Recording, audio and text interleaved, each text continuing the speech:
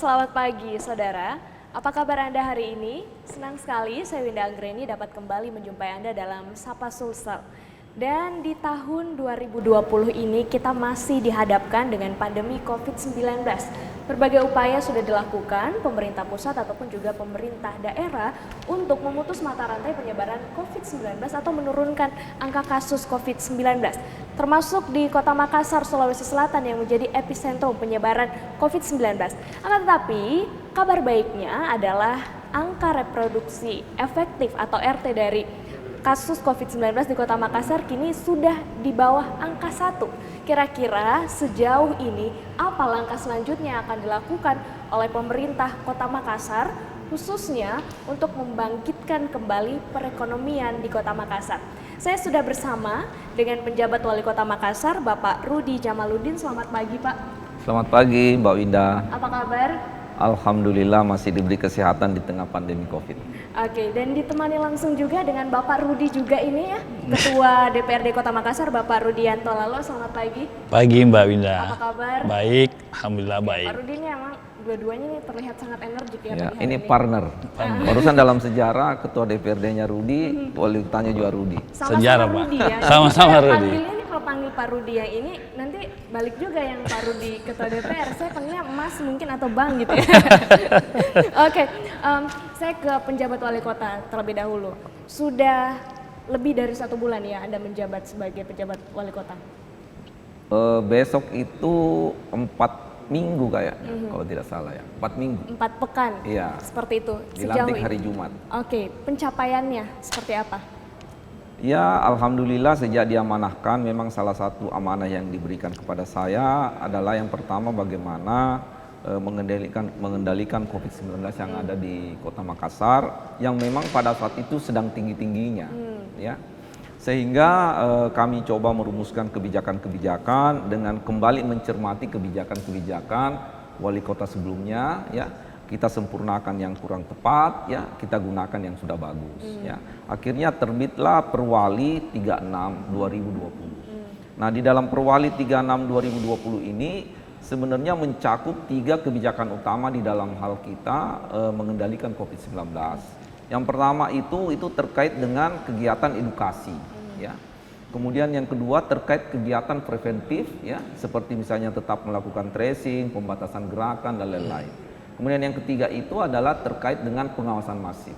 Nah, 3 komponen utama inilah yang kami pertimbangkan bahwa kalau ini bisa terlaksana dengan baik, ujung-ujungnya bisa kita menekan, ya, penyebaran virus COVID-19 itu di satu sisi dan bisa memperbaiki tingkat kepatuhan warga kita di dalam hal pelaksanaan protokol kesehatan dalam kegiatan aktivitas sehari-hari.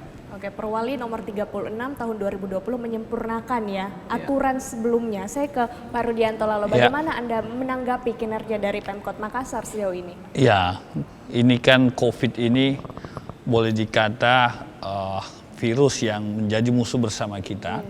Makanya ada gugus tugas yang dibentuk. Gugus tugas dibentuk itu semua stakeholder, semua forum pimpinan, anggota forum koordinasi pimpinan daerah bergabung di situ untuk kita kerja bersama dalam rangka memutus mata rantai penyebaran COVID.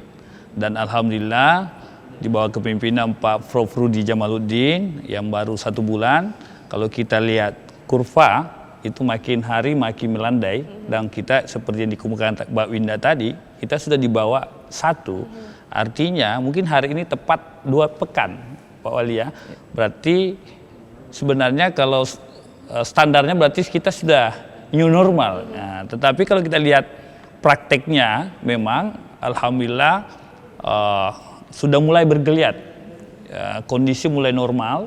Ya, aktivitas yang tadinya betul-betul di Makassar ini tanda petik zona merah, tapi kelihatannya kalau saya melihat ada kemajuan yang luar biasa, yang signifikan sehingga sebenarnya sudah normal kembali, berangsur kembali kondisi di Makassar. Apalagi ada Perwali 36 yang menurut saya sangat efektif menekan penyebaran virus karena orang-orang yang mau masuk Makassar diperiksa dulu. Jangan main-main langsung masuk Makassar. Dan ini yang menjadi pembeda saya kira yang sebelumnya tidak pernah ada selama 2 perwali tentang lahirnya PSBB kemarin tidak lanjut dan perwali protokol kesehatan.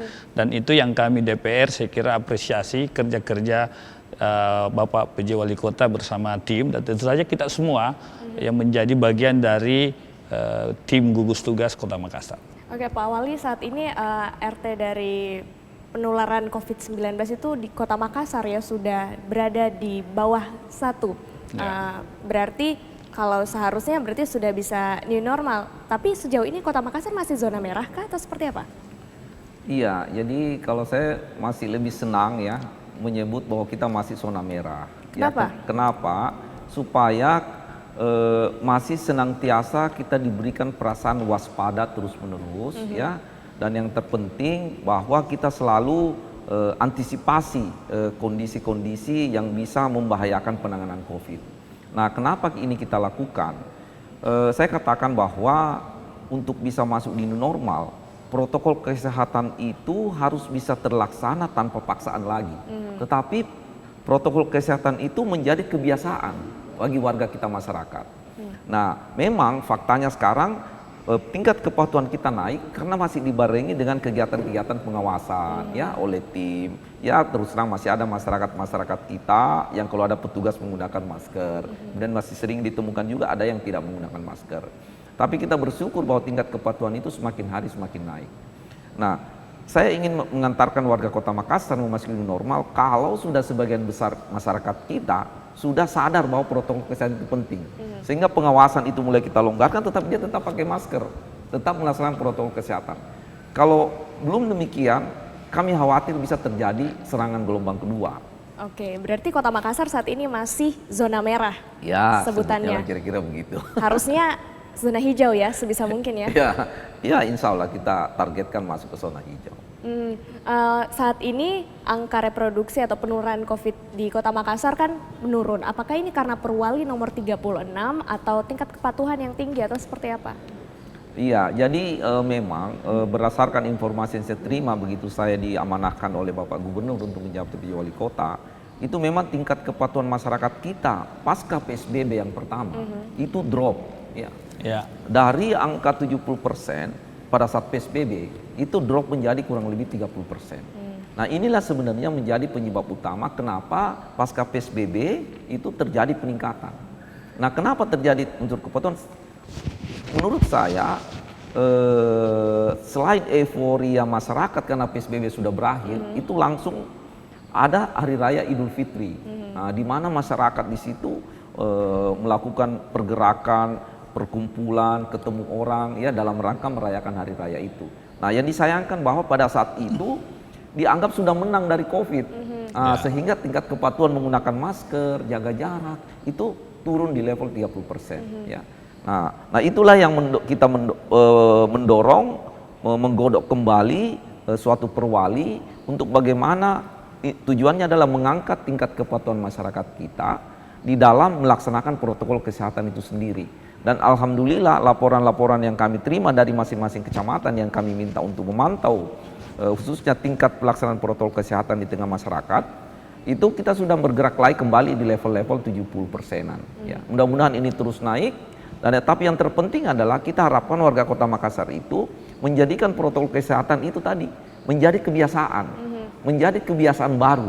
Nah, inilah modal dasar kita masuk di new normal kan. Oke, tingkat kepatuhan 70% ya saat ini, semoga bisa 100%. Tanggapan Anda Pak Rudianto Lalo? Iya, saya kira dengan COVID ini kan kita mulai kalau tidak salah awal Maret. Jadi dan kita sudah berupaya dan malah Pak Gubernur bilang segala jurus kita sudah lakukan untuk menekan angka pertumbuhan, penyebaran. Dan kebiasaan-kebiasaan ini seperti pakai masker, cuci tangan, dia menjadi kebiasaan. Karena menjadi kebiasaan ya, kata Pak Wali tadi, semakin tinggi tingkat kesadaran dan kepatuhan warga. Ini yang perlu kita syukuri bersama. Berarti di sini pemerintah sudah hadir di tengah-tengah masyarakat yang selama ini memang pemerintah banyak mengedukasi supaya masyarakat bisa bekerja sesuai standar protokol kesehatan tadi. Dan itu sangat jelas dan nyata lah hasilnya. Nah, kira-kira begitu. Baik, berarti patut diapresiasi juga ya bahwa saat ini tingkat kepatuhan naik kembali menjadi 70%. Kita akan melanjutkan perbincangan ini, saudara, usai jeda berikut ini. Tetaplah bersama kami.